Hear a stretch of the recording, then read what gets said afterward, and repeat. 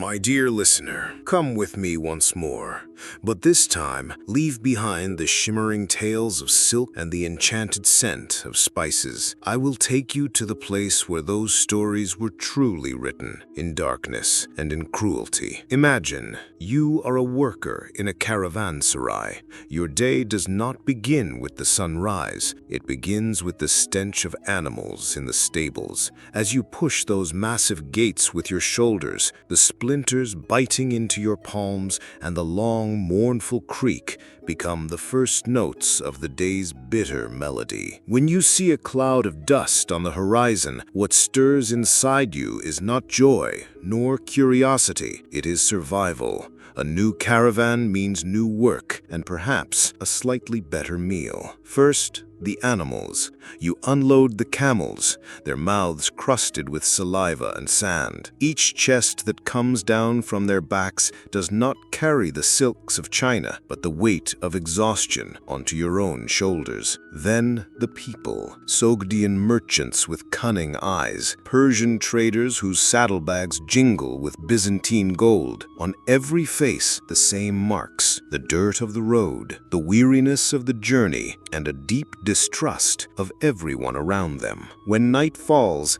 the caravanserai becomes an arena where heaven and hell collide. In great black cauldrons, meat of uncertain origin boils, tough, bony, barely edible. Alongside it, stale flatbread, and perhaps a few olives. Watered-down sour wine fills the pitchers, tongues loosen, laughter rises, and deals are struck. But what is sold here is not always cargo. Your master draws the wealthiest merchants aside, and then you see them. Young girls, stolen from the Caucasus Mountains or the distant steppes, their eyes darting with fear. The merchants inspect them as they would a horse, looking at their teeth, their bodies. Gold changes hands, and for one night, one of these girls is sent into a darkened room. You bring the merchant a final pitcher of wine, and you catch the last flicker of fear in the girl's eyes. Then the door shuts in your face. Even the crackle of the courtyard fire seems to fall silent. It feels as if the entire caravanserai is listening to the silent scream behind that door. That night, you cannot sleep. On your stone bed, you hear every sound carried by the wind, every faint creak. But you do nothing. You are no hero.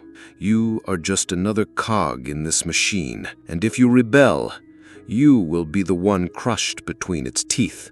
And in the morning, as if nothing had happened, everyone goes about their work.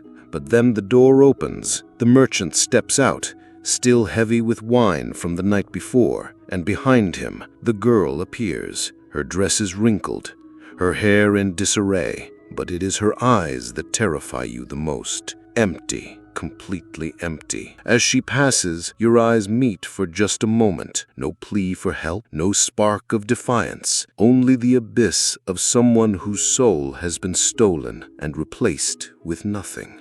Her owner pulls her toward the camels. From her tangled hair, a small, cheap wooden comb drops into the dust. No one notices, no one cares. The caravan departs in a roar of noise and a cloud of dust until it becomes nothing more than a smudge on the horizon. All that remains is silence and that tiny comb lying in the dirt. Slowly, you walk toward it.